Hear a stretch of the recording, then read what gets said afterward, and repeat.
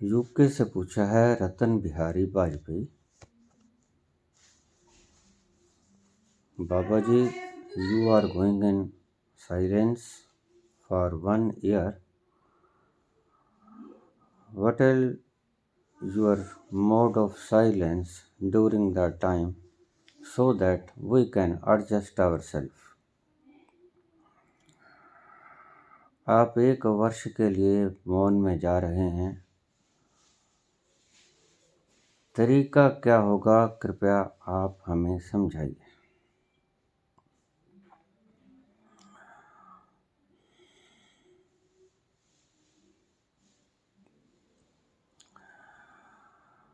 No voice call should be there during the period.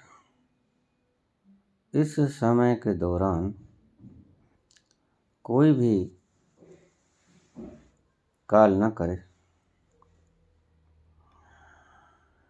क्योंकि मैं दीक्षा के काम में मशरूफ़ हूँगा। इसीलिए मेरा नंबर आपको करीब बंद ही मिलेगा। अगर नंबर चलता भी हो तो आप कृपया वॉइस कॉल न करें।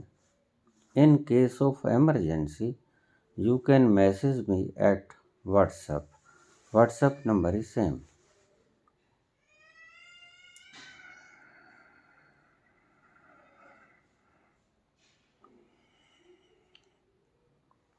दीक्षा की खबर आप सबको यूट्यूब के माध्यम से दे दी जाएगी। अगर आपने कोई प्रश्न पूछना है तो आप व्हाट्सएप पर डाल सकते हो, उसका आपको जवाब मिलेगा थ्रू वीडियो, यूट्यूब वीडियो। सो आप कोई भी प्रश्न कभी भी कर सकते हैं, व्हाट्सएप पे लिख सकते हैं। उसके टर्न आते ही मैं आपको उसका जवाब दे दूंगा। इन case of emergency of your own personal, then you can message me at WhatsApp, but only in the case of super emergency, I can say। किसी भी इमरजेंसी में आप मुझे मैसेज कर सकते हैं, उसका जवाब मैं आपको मैसेज के द्वारा ही दे दूंगा।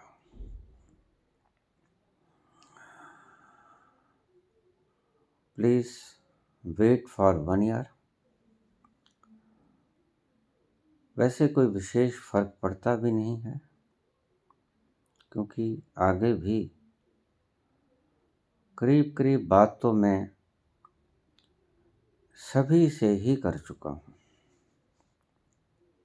जो नए मेरे सब्सक्राइबर आ रहे हैं वो मुझे व्हाट्सएप मैसेज कर सकते हैं। मेरी वीडियोस पहले की तरह ही आपको मिलती रहेंगी।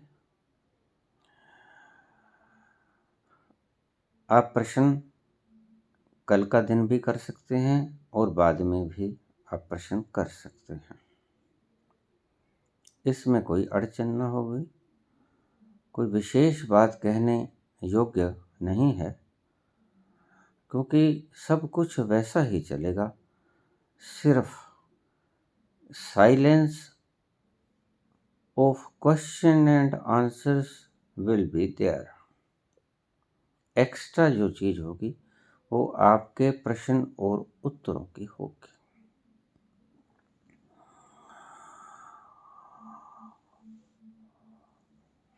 पूछा है थोड़ा सवाल। इतने सवाल के लिए तो मुझे वीडियो डालना भी उचित नहीं लगता। नालंदा के बारे में पूछा है, जो कि बहुत लंबा सवाल है। नालंदा यूनिवर्सिटी बिहार में थी। गुप्त वंश के राजा ने इसे बनाया था, लेकिन एक सिरफिरे ने, मैंने पहले भी कहा था कि हमारी सभ्यता इतनी ऊंचाइयों को छू चुकी थी, लेकिन हमारी सभ्यता इतनी ऊंचाइयों को छूने के बाद भी हमारे हृदय इतना कमज़ोर था कि हम आक्रमणकारियों का मुकाबला ही न कर सके। जैसे कोई व्यक्ति मेहनत करे, पैसा कमाए, लेकिन उसको संभाल ना सके। सोने की चिड़िया थी, लेकिन लुटेरे लूट के ले गए। एक बार उन्हें पता चल गया कि हिंदुस्तान में कायर लोग बसते हैं, प्रतिरोध नहीं करते हैं, तो वो खच्चरों पर हमारा सोना लाद कर ले गए।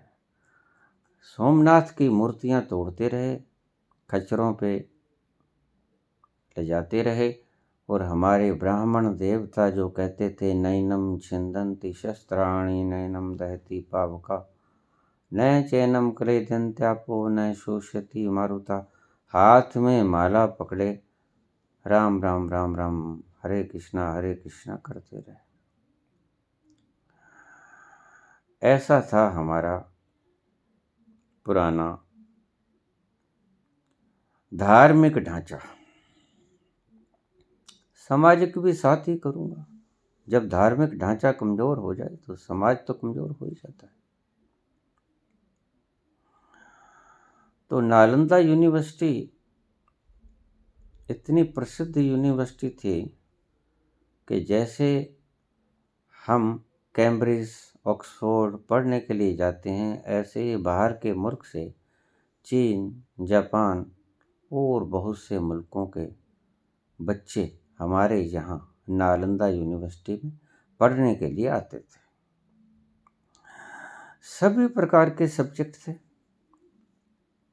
हमारी यूनिवर्सिटी में, यहाँ पढ़ाए जाते थे। एक दुर्घटना घटी। दुर्घटना ये घटी कि यहाँ पर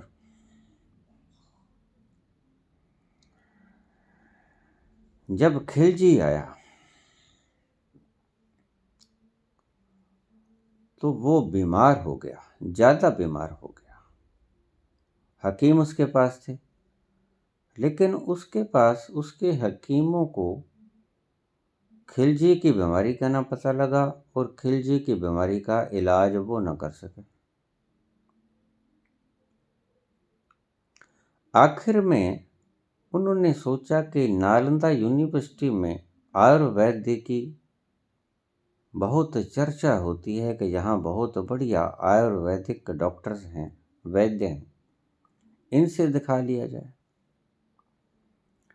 तो खिलजी ने अपने दूत भेजे और वहाँ के डॉक्टर्स ने, वहाँ के वैद्यों ने दवा दे के खिलजी को ठीक कर दिया। अब कहानी देखिए कहाँ से शुरू होती है। क्या होना चाहिए था, हुआ क्या। खिलजी को हमारे हिंदुस्तान का, भारत का एहसानमंद होना चाहिए था कि हमारे वैद्यों ने उसकी जान बचा ली। एवज में क्या हुआ कि उसकी ईगो को ठेस लगी कि हिंदुस्तान के वैद्य ज़्यादा काबिल हैं, इनके पास ज़्यादा दवाइयाँ हैं, ज़्यादा बढ़िया वैद्य हैं, जिन्होंने मुझे ठीक कर दिया, जबकि मेरे अपने वैद्यों ने मुझे जवाब दे दिया था कि मैं बच ना पाऊँगा। धन्यवाद देने की बजाय उसके मन में ईर्ष्या आ गई कि इन्होंने तो मेरे मुल्क का अपमान कर दिया।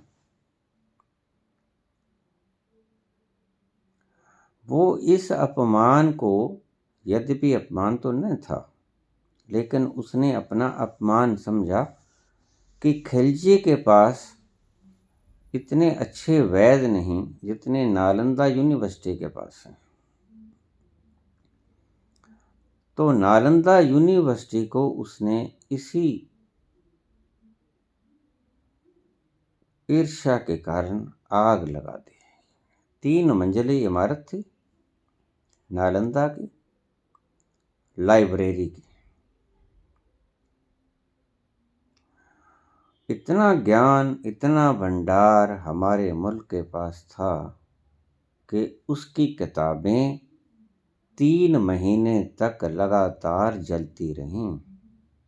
इतनी खोज की थी हमारे वैज्ञानिकों ने, जिन्हें हम आज ऋषि कहते हैं। ऋषि हमारी संस्कृत का शब्द है, साइंटिस्ट हमारी इंग्लिश का शब्द है। तो खिलजी को ईर्ष्या हुई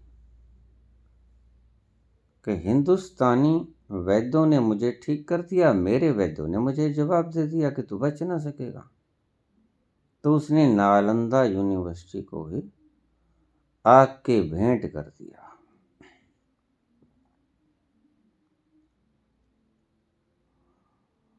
वो कहानी दोहराई गई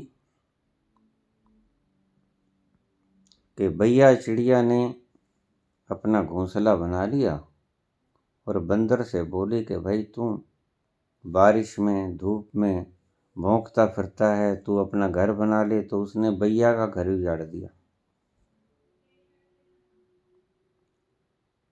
नालंदा यूनिवर्सिटी 3 महीने तक जलती रही।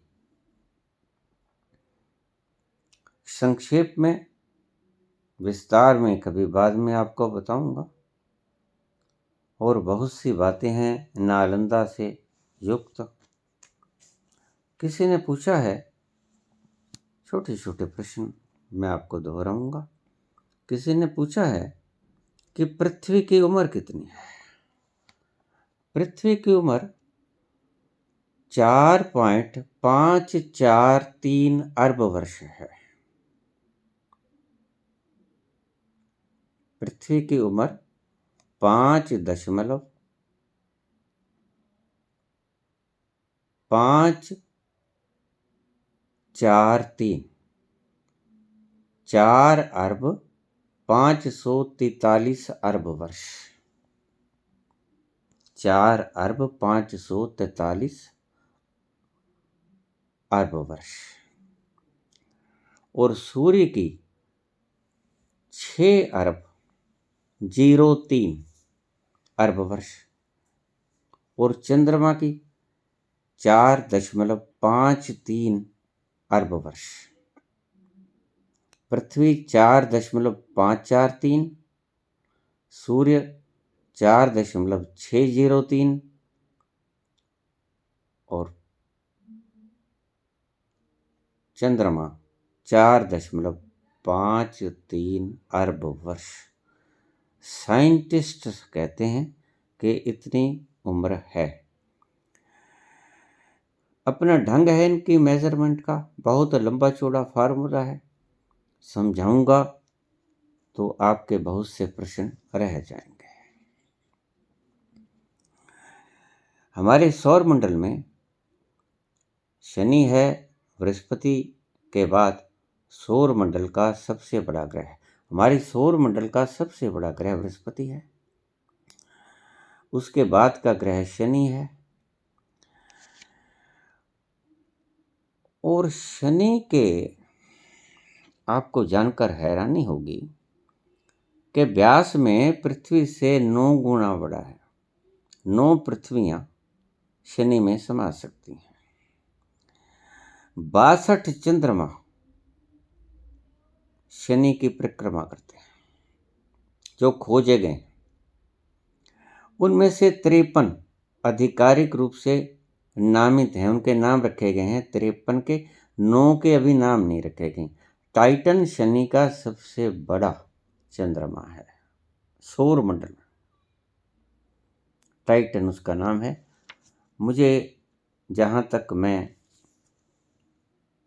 कहूँगा, मेरी अपनी दृष्टि से टाइटन ग्रह के ऊपर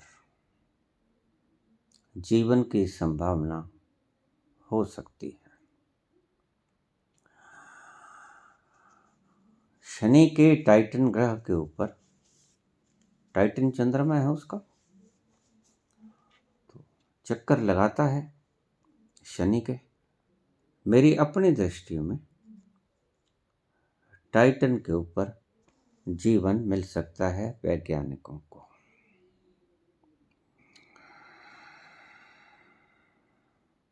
उससे बाहर सौर मंडल का जो बुध है वो सबसे छोटा ग्रह है,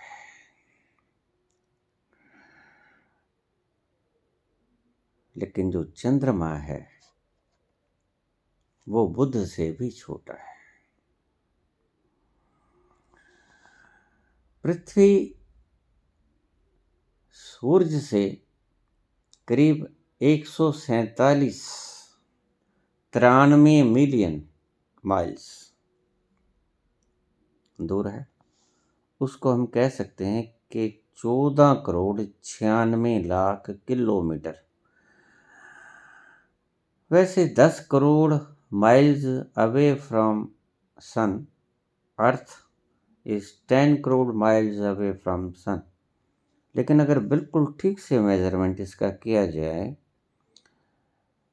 तो सूर्य से पृथ्वी 14 करोड़ 96 लाख किलोमीटर दूर है।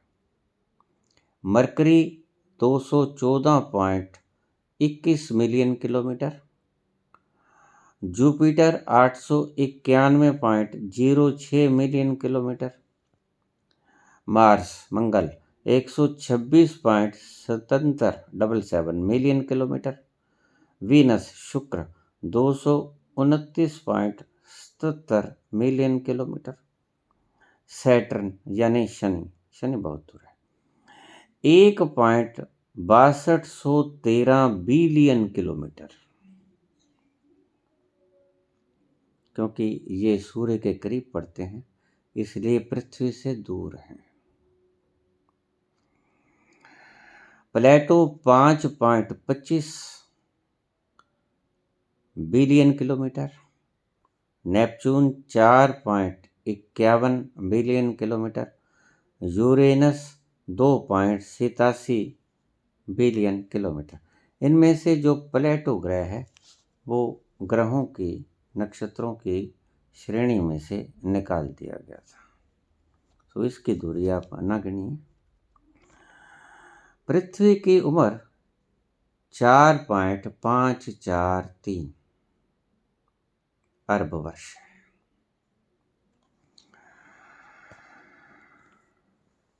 सूर्य से पहली तरंग को धरती पर आने के लिए 8.153 मिनट लगते हैं, करीब 8 मिनट ही समझ लो आप। तो जिस वक्त आप कहते हो कि सूर्य उदय हो गया, उससे 8 मिनट पहले सूरज उदय हो गया होता है। सूरज की किरण आने में पृथ्वी तक 8 मिनट लग जाते हैं, और जिस वक्त सूर्य अस्त होता है, हैरानगी की बात देखिए, उससे 8 मिनट पहले अस्त हो गया होता है। हमें 8 मिनट बाद पता चलता है कि सूर्य अस्त हो गया। सो ये आपके लिए नॉलेज।